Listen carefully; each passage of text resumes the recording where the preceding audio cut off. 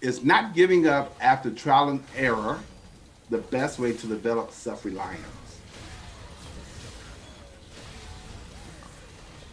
Um,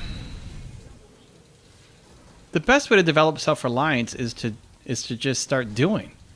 Uh, it's not about giving up after trial and error, because maybe you should give up.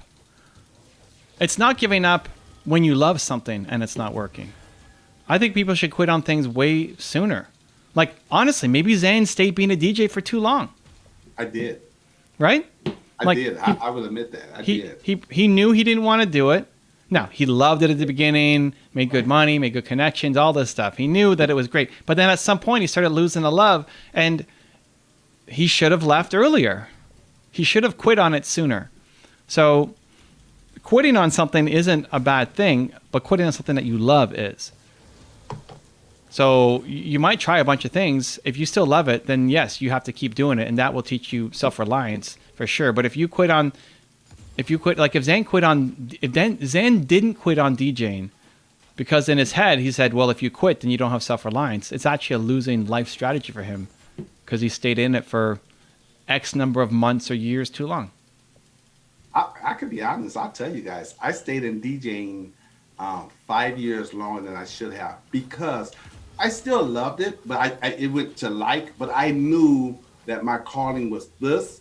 But I was so comfortable and so successful and so used to doing what I was doing. I didn't want to make the shift because I knew this would require some sacrifice. And the transition, it requires another skill set, another skill level, and I was comfortable. And yeah, I should have left back in 2015, 2016.